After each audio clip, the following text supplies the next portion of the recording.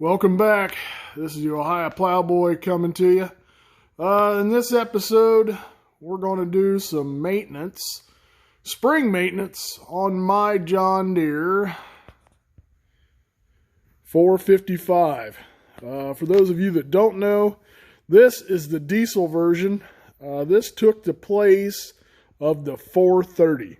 This has a 3-cylinder Yanmar liquid-cooled diesel motor in it. 22 horse. Love this tractor. Very, very good lawnmower. Perhaps one of the better ones that John Deere's ever made. So what we have here, we've got our oil filter. I use Shell Rotella T1540 in all my diesel equipment. Here we have the transmission filter or the hydrostack filter. I do use John Deere oil, the low viscosity high grade. Do you have to use John Deere filters and John Deere oil? Not necessarily, but I live by a couple things. One, oil is cheap. You change your oil, you keep maintenance up on your oil. I'm not going to say you're not going to have problems, but it is surely going to cut down the risk.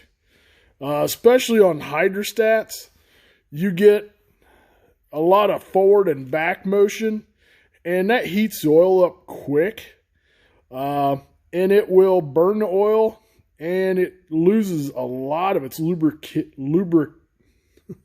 can't hardly say today, or speak today, lubricity. So it will burn that up. So even in my big utility tractor, my 4720, it's not cheap to change the oil in that thing in the rear end. So I do spend the money. I change the filter every year, and I change the oil every other year. So one other thing I want to talk to you about are records. So here you can see I bought this tractor. You can see it right there. It's very top. Bought the 455 on 5/4/2010. I've had this tractor almost 10 years, and it doesn't cost me much to run it. Change the oils and filters, sharpen the blades, and it just keeps on going. It's a heck of a tractor. You can see here the hours when I bought this tractor. It had 599. So it was real low hour. I had a Steiner 420 before this. This is a 4-wheel drive hydrostatic mower. Look them up online. They're great mowers. I just didn't use the mower like I used to, and I wanted a lawn tractor. I wanted a diesel, so that's why I went with the 455. Plus it is green. So as you can see here, this oil gets changed for the most part once a year. And I put about 50 to 60 hours on a year. And I want you to take a look. I write everything down so there's no guess of when I did something. As you can see here, it's pretty constant the last 5 years. Except for that one. That one screws up my average. But 317, 331, 330, and today just happens to be 3/30/2020. So the records go a lot just for your aspect, and I believe when you go to sell a piece of equipment, if you have records like this that show your maintenance, it gives me a warm fuzzy feeling that you took the time to write them down and you do a good job of doing your maintenance. So I'll keep you updated here. I'm going to take some clips. We're going to show you what's going on as I do it. So now we're looking at the air filter here. Not very big, but it does have a primary filter and a secondary filter. The secondary filter is more like felt wrapped. See that?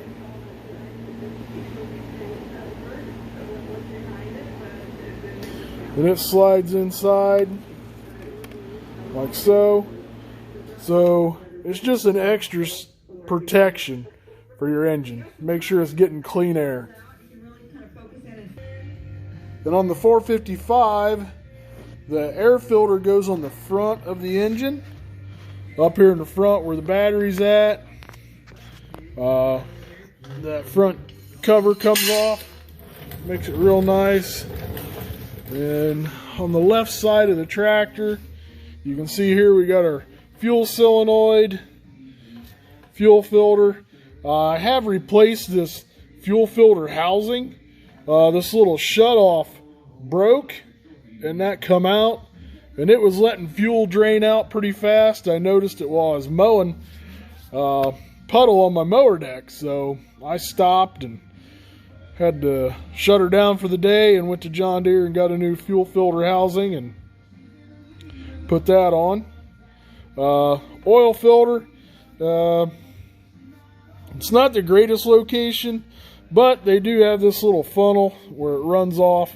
As you can see, it runs off and then right on the tie rod, and a lot of times it runs down the frame and down the backside there, but it does help. I will show you where the hydrostatic filter is in a minute.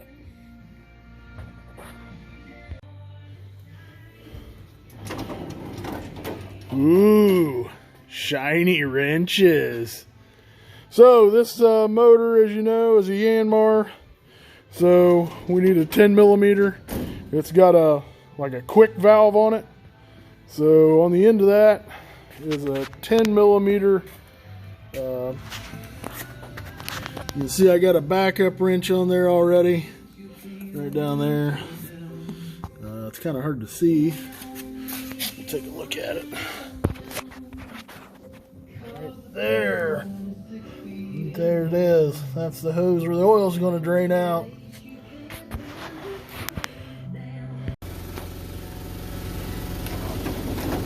Ooh, shiny sockets. So the next thing we're going to talk about, as you can see right here on this oil fill cap, see all this dirt around there? You go taking that off and that oil is going to fall right into the crankcase. So I always like to take air and blow that off, especially around the oil filter too. It's pretty dirty back in here. My dipstick tube leaks a little bit or something, but it's just a mist and the dirt sticks to it. And I always inspect my fuel filter real well. And what you're looking for is water. As you can see there, it's got a nice red tint to it. There's no water in there, so we're good.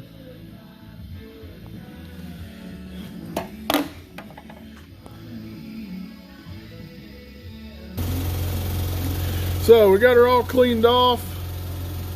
Now we can open her up. Going to take the oil filter off. We're going to see if I can do this one-handed. I got this special oil filter wrench right here. Doesn't look like I'm going to get it one-handed, so works pretty well. So I'll be right back.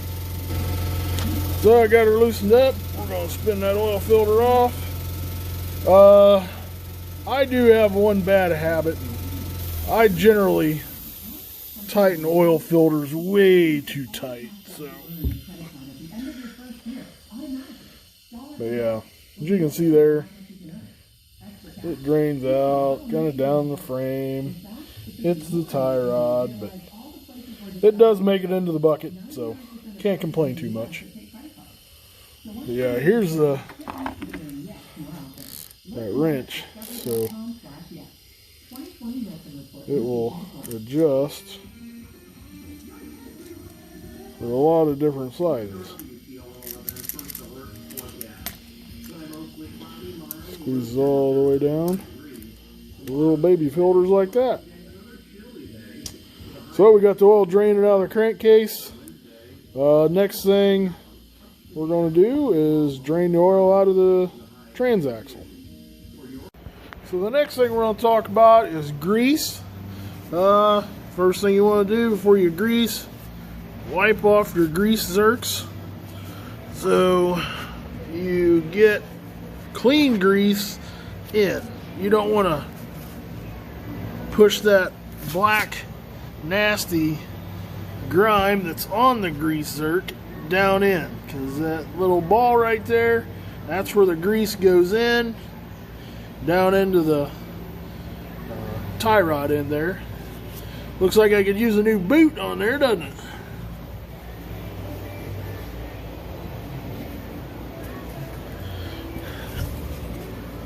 Wipe that one off.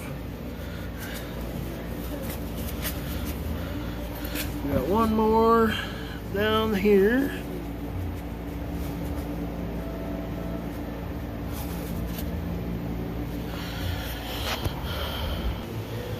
And I do use a lock and lube on the end of my 12-volt Milwaukee grease gun.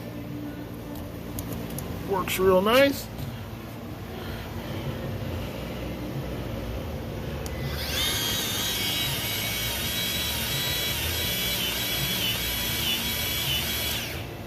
Now on these spindles, they're not as sensitive as your tie rod ends. There's no seals here on the top or the bottom. So if the grease comes out a little bit, that's just fine. But now we're on the end of this tie rod. I give her just a couple squirts so it doesn't blow out that boot or split it. So then water can get in there and ruin it. Okay, so now we're draining the oil out of the transaxle. As you can see there, it doesn't come out very fast. It'll come out better once I take the oil filter off.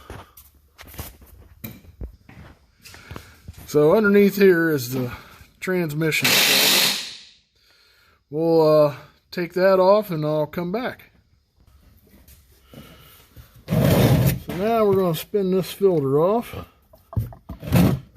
We're going to let her, you can see how much better it comes out now. It gets a little air. 7 quarts of oil in this.